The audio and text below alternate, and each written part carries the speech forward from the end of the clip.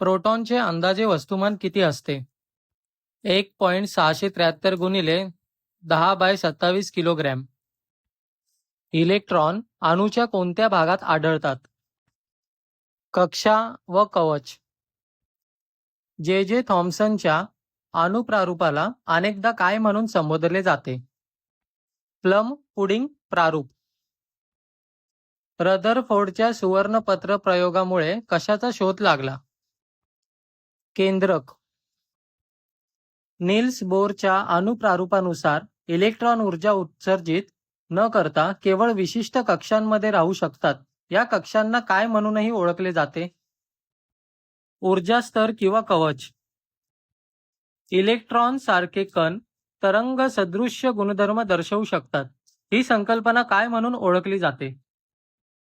De Broglie गृहीतक. इलेक्ट्रॉनांचे संभाव्य स्थान वर्णन करण्यासाठी कोणते अणुप्रारूप संभाव्यता वितरणाचा वापर करते? क्वांटम यांत्रिकी प्रारूप. पाणी म्हणजेच H2O चे रेणुसूत्र वस्तुमान किती आहे? जर अणुवस्तुमान H बरोबर 1 व O बरोबर 16 दिले आहे. 18 AMU. 36 ग्रॅम पाण्यामध्ये किती मोल उपस्थित आहेत? जर पाण्याचे मोलर वस्तुमान 18 ग्रॅम मोल आहे. 2 मोल. मूलद्रव्यांचा अणुअंक कशाच्या संख्येने परिभाषित केला जातो? केंद्रकातील प्रोटॉनची संख्या.